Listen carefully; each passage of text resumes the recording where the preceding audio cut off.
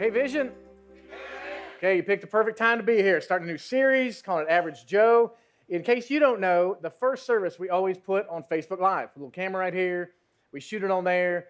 I want to ask you to go on our Facebook page if you haven't already. Make sure you like us so that can keep increasing. And also, if you can, go in there and put a comment. We had a family in the blue room after the first service who got a bottle of water and then went on our Facebook page to check us out and said, man, it sounds like there are some things happening at Vision Church. I'm going to try it out. So you understand, you guys are an instrumental piece of spreading the word about what God is doing. So please do that. And if you hear something in this service, particularly from Kayla's testimony later, and you say, I got somebody who needs to hear that today, go home, share it from our Facebook page, Facebook Live, and send it out to somebody.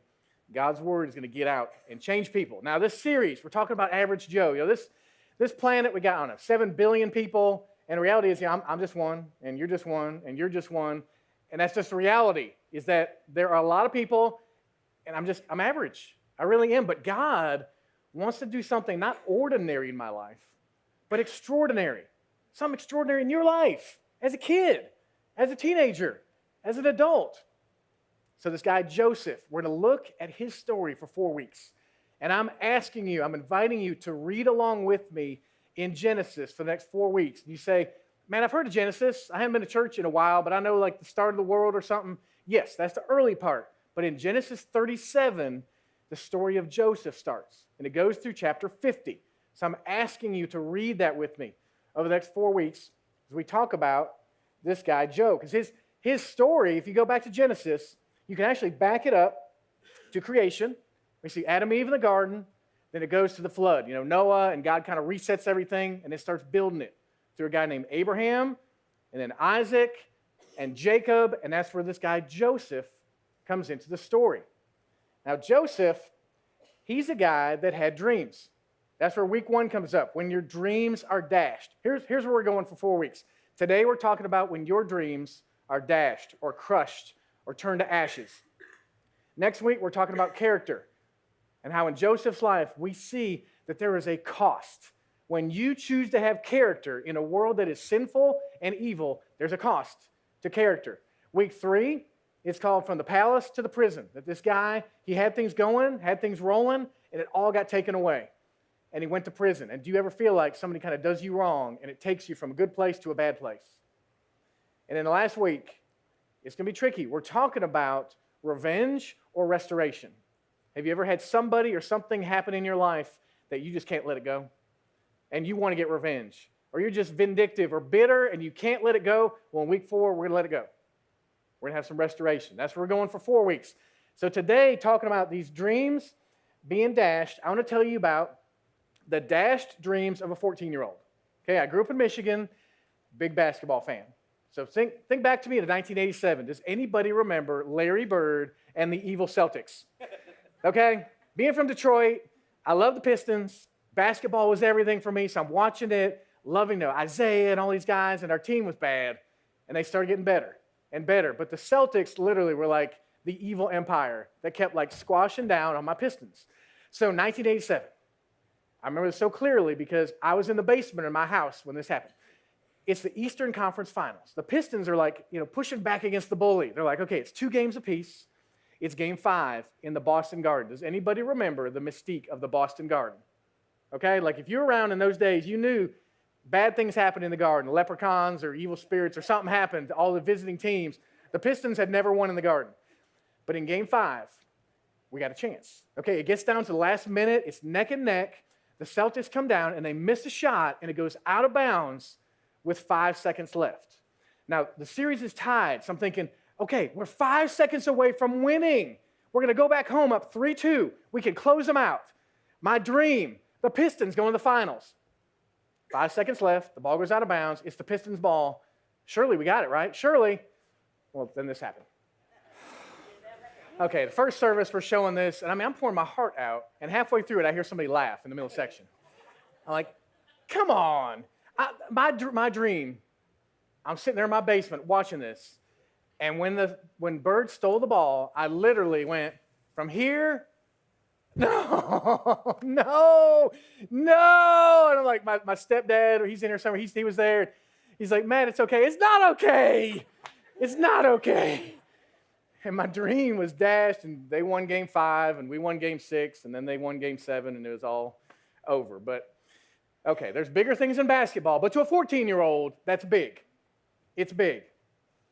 Now, this week, as I was preparing for this message and praying for our visionaries and saying, God, what dreams have been dashed in this group?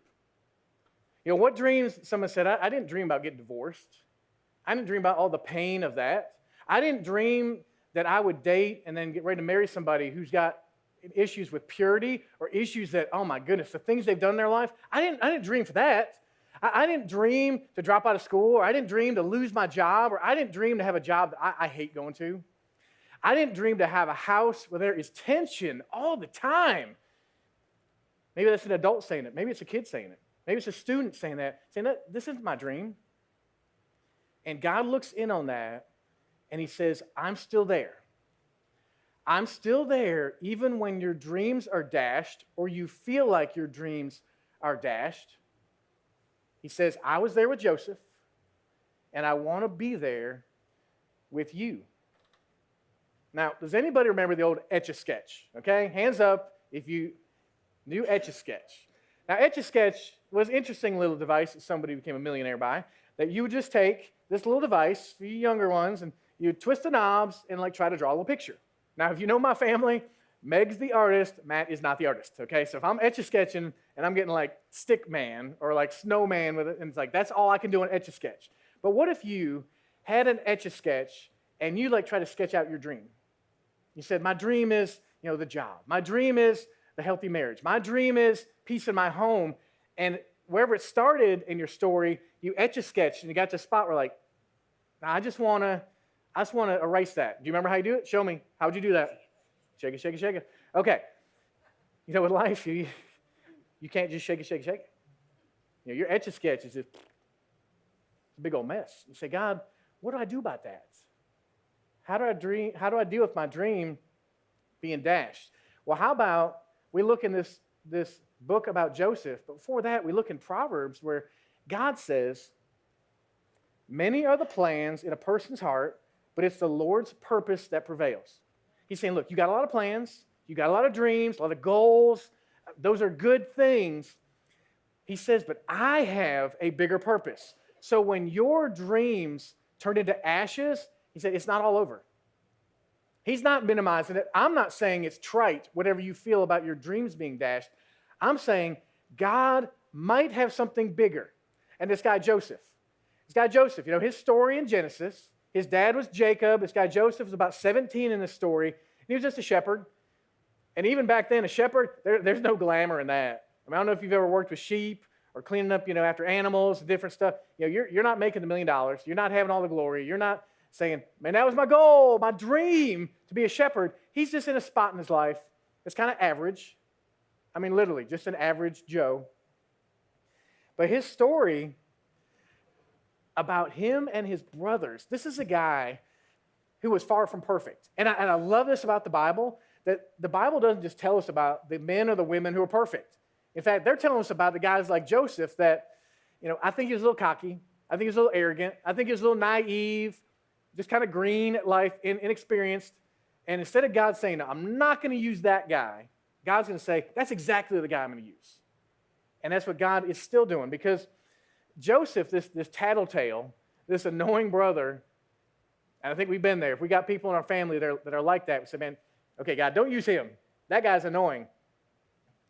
God says, no, whatever you got going on in you, I can use it. And parents and grandparents, make sure you get this. If your child or your student is the one that is annoying, that's problem, that's a tattletale, that's arrogant, you say, God's not going to use that one, don't give up on them. God is going to shape and work in that child if we team together in this. So the story of Joseph, he has this dream. Let's pick it up in Genesis 37. It says, Joseph had a dream, and when he told it to his brothers, they hated him all the more. He said to them, hey guys, listen, God gave me a dream. We were binding sheaves of grain out in the field when suddenly my sheaf rose and stood upright while yours gathered around and bowed down to it. Don't that sound cool? And they're like, hey, little bro, what are you talking about? you sound like an arrogant little jerk. Okay? He's like, you don't like my dream? It's like, Joseph, just think for a little bit about people skills, okay? So his brother said, do you intend to reign over us? Are you actually going to rule us? They hated him all the more because of his dream and what he said. He had another dream. I'm like, Joseph, look, did you not see their reaction the first time? Don't tell him about the second dream. He had another dream, told his brothers. Listen, he said, I had another dream. This time, man, the sun and the moon, 11 stars, they were bowing down to me. He's like, everything's going to bow down. You guys, creation, it's going to bow down. His brothers are like, this boy is annoying. Okay, anybody here got siblings that like annoy you or used to annoy you?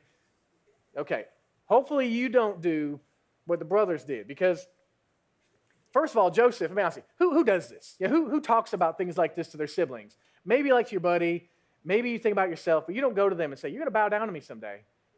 Doesn't make sense. Now, Jacob, the dad, Jacob hears this. Joseph and his dad have this interaction, said, when he told his father as well as his brothers, his father rebuked him and said, man, what's this dream you had? You really think your mom and I and your brothers were going to come and bow down to the ground before you? Now look at this. His brothers were jealous of him, but his father kept the matter in mind. So make sure you don't miss this. Parents, when you see something going on in your kid, you're like, okay, that's wrong. They're acting wrong. There's something off there. You don't just discard it. You try to look into it and say, what can God do in that? What can God do through that? Because what I see in Jacob, the dad, is similar to Mary, the mother of Jesus. Think back, or think ahead in the Bible to Luke chapter 2, when it says that the shepherds, remember this is right when Jesus was born, the shepherds hurried off and found Mary and Joseph and the baby who was lying in the manger. When they had seen him, they spread the word concerning what had been told about this child. And all who heard it were amazed at what the shepherds said to them. So think about it. In this moment, everybody's going crazy like, the Messiah, the king is coming. And you know how there's like a buzz sometimes where there's good news and things are crazy? And Mary kind of settles herself and says, but Mary treasured up all these things and pondered them in her heart. She stepped back and said, wait a second. There's something happening here that matters. Just like Jacob said, okay, Joseph, you're off in the way you're handling this, but something is happening here that's important. So back to Joseph's story. It says, Joseph, he'd been home with his dad, said he went after his brothers and found them near Dothan.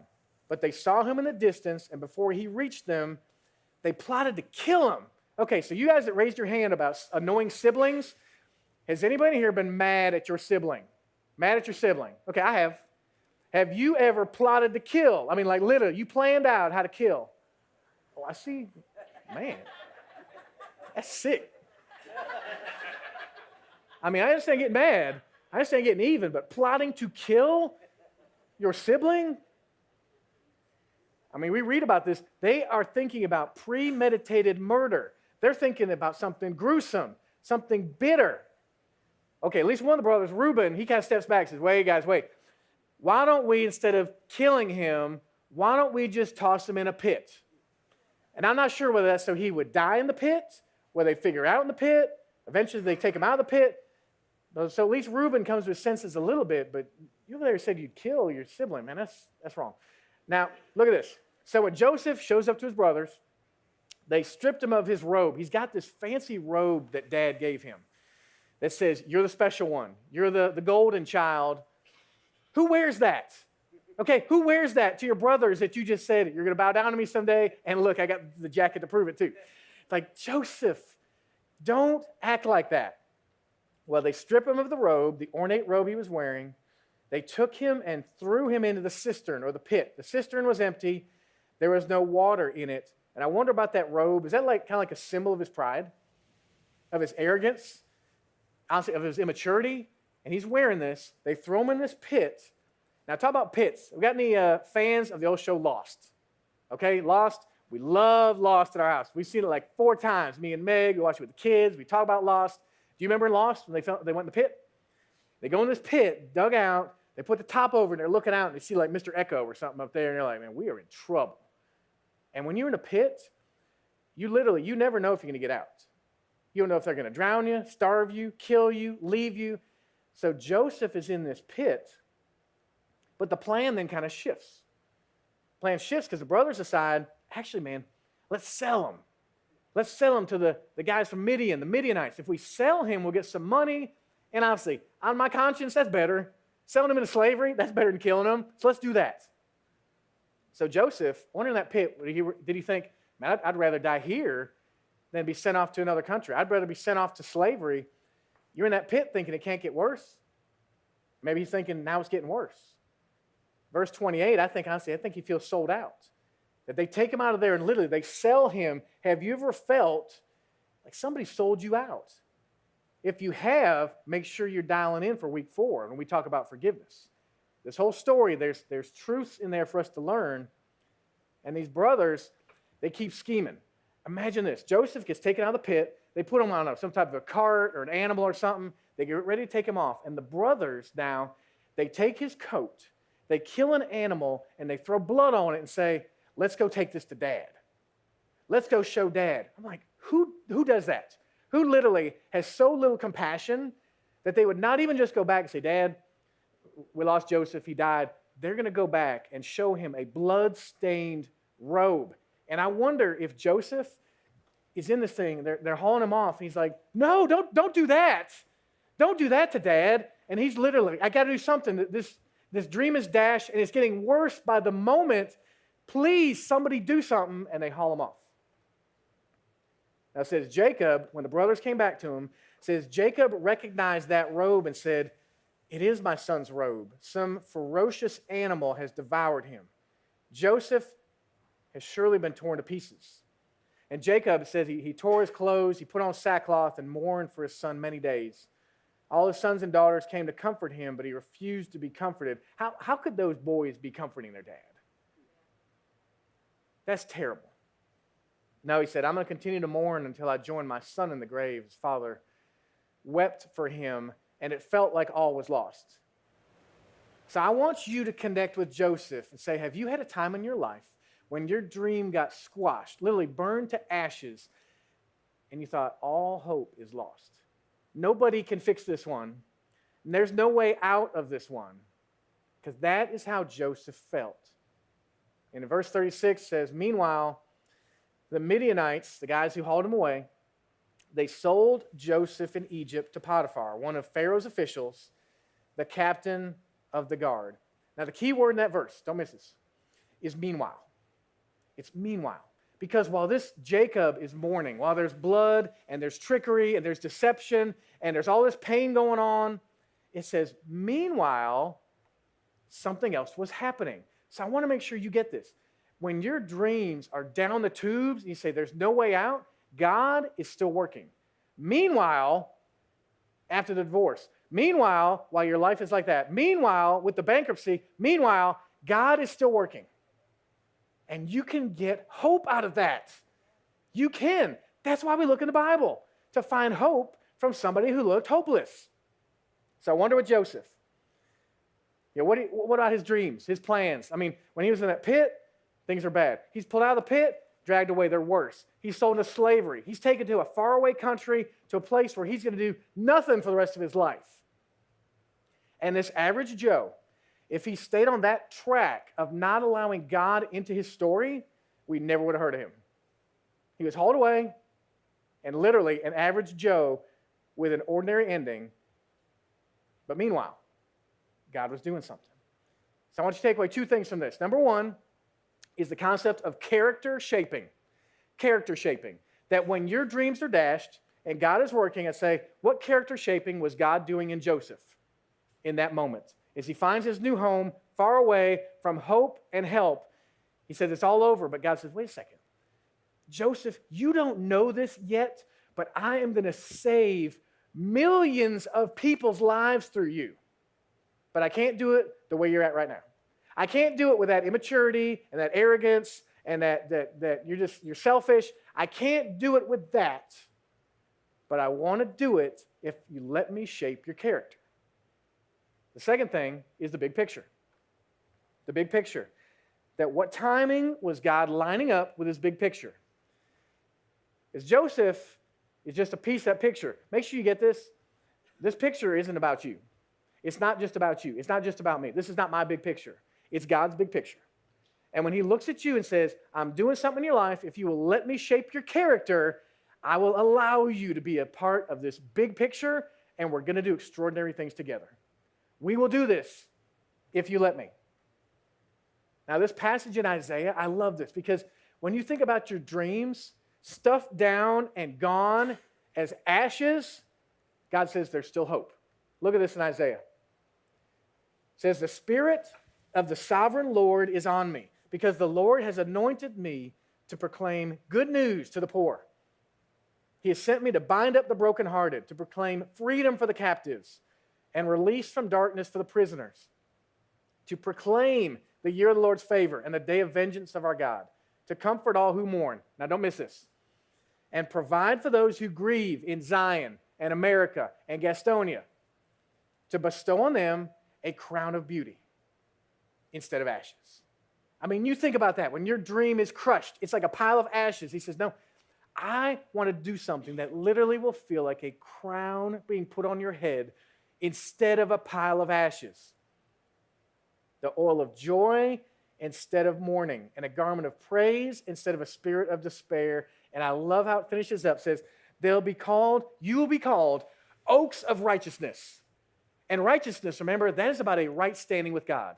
That is about a relationship. It's saying, you, when your dream is dashed, if you will stand close with God, you will be not like a little piece, not like a tiny tree. You'll be like an oak of righteousness that God will work in. You will be immovable. The storm will not knock you over. The pain will not take you down. You'll be like an oak of righteousness, a planting of the Lord for the display of his splendor. So there's three perspectives I want you to think about. Check this out real quick. The first perspective is God wants you to look back. Whatever happened back there with that dream being dashed, he wants you to look back. He doesn't want you just to shut a door and say, I'm not dealing with that. I'm never thinking about that again.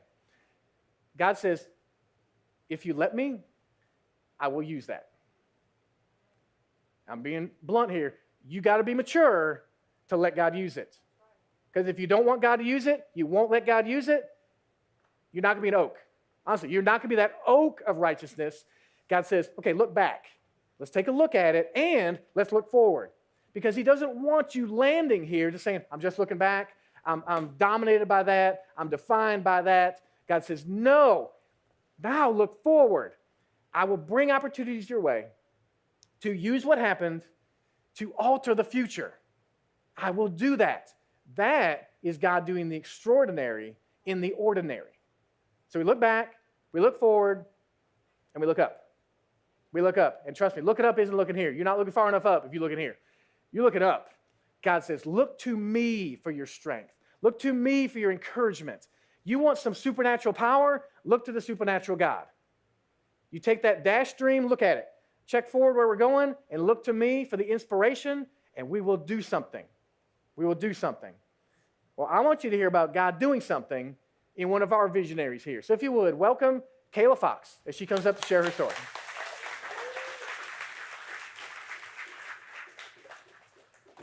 And Kayla, I'm so proud of you for sharing your story.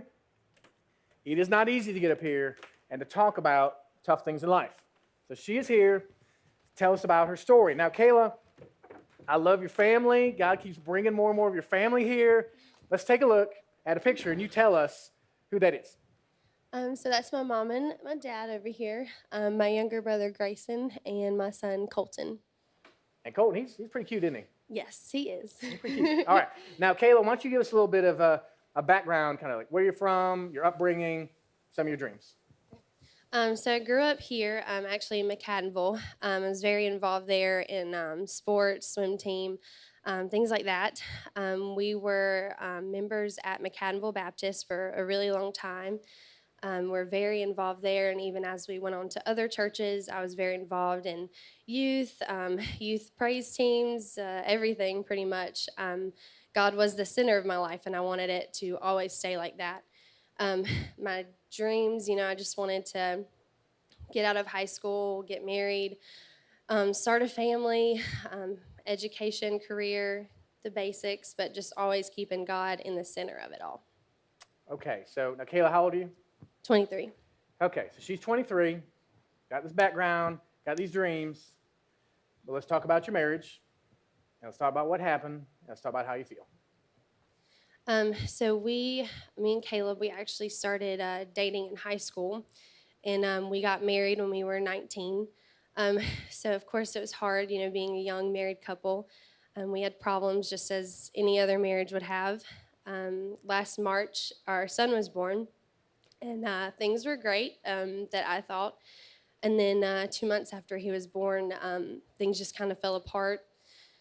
Several different things within our marriage, and then I was ready to get more involved in church, and we just weren't on the same page with things. So here I was, 22, was left with a 2-month-old by myself. That was the hardest and darkest days of my life this far.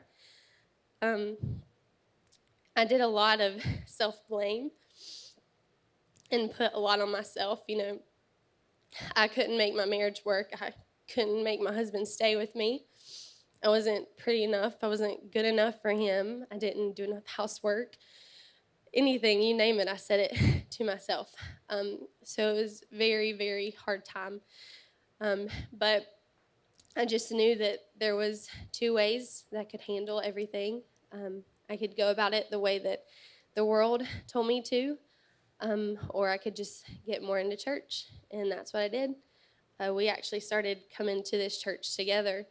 So I got back into it and got back into the youth like I wanted to do anyways. And I've just really had to rely on God a lot through everything. Now, as we talked about it this week, she also mentioned that there were some errors she made along the way. Said, Pastor Matt, is that fine if I share it? I said, absolutely it is. Why don't you tell us kind of what happened?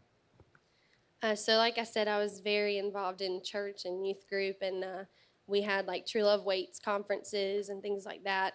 I had my purity ring. I wore it with pride to school.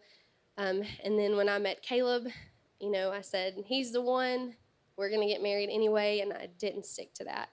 I even got a tattoo on my finger that was supposed to be my reminder to do that, and I didn't.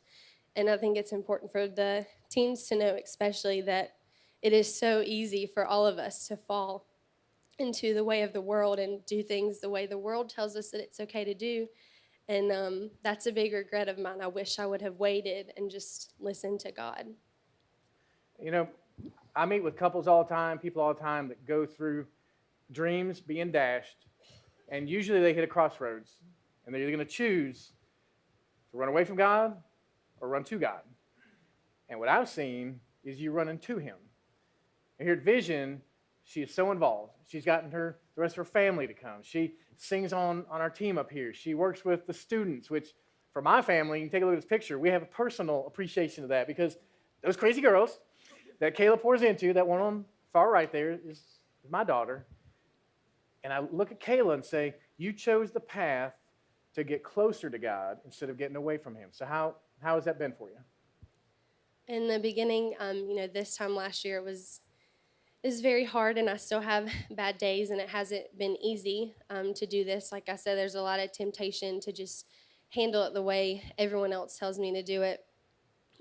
But I've seen, even growing up in my parents' life, they went through things, and God always remained faithful for our family.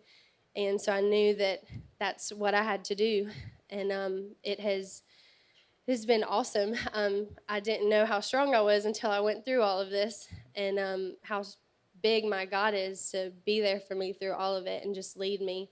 But it's not easy giving your life over to Him and just letting Him take control. But in the end, I know it's going to be rewarding. He's not done with me, and I can't wait to see what else He has in store for me. You bet He's not done. I tell you, God has got so many things left to do in her life, and certainly one big part of it is this cutie. And if you ever want a chance to hold him, all you got to do is get a background check and go serve in our preschool ministry. All right? We'd love to have you do that. All right? So hey, let's thank Kayla for sharing her story. Wonderful. Thanks, girl. So when you get in a spot where you say, God, my dreams are gone. They're ashes. They're toast. My future is toast. What am I going to do? I want you to think about Psalm 40. Then in Psalm 40, it gives us some hope. And this is why we get in the Bible, is for hope that has endured for generations. You know, Joseph, he didn't have the Psalms, so he didn't have this benefit, but he had an understanding of God.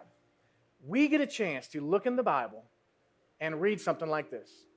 It says, I waited patiently for the Lord. He turned to me and heard my cry. I mean, do you think Kayla cried? Do you think Joseph cried? Have you cried? And God says, I'll hear that cry if you cry to me. God will be there whether you want him or not, but if you turn away from him and just cry, God is not going to invade your world and wrench you over to him and say, cry to me. He's going to say, I'm here if you want to cry to me. It says he lifted me out of the slimy pit, out of the mud and the mire. He set my feet on a rock and gave me a firm place to stand. Let me tell you about Kayla Fox. She is standing on a rock now. Things are not all perfect. I saw her Wednesday night. They came up here to put labels on the bottles, and she looked tired. I said, girl, how you doing? She's like, it's tough. It's tough being a single mom. It's tough financially. It's tough with my time. But what I see in her is there's a rock there, that she is standing on the same rock that Joseph stood on. That this God of creation says, I'll be your rock. When you see people baptized today, what they're saying, and when you see these made new shirts, what they're saying is, I have chosen this rock. I'm not going to stand on my own. I'm not going to stand on the world. I'm not going to stand on what people say. I am standing on the rock of Jesus Christ. And she said it, and Joseph said it, and it's the same for you. You can say it.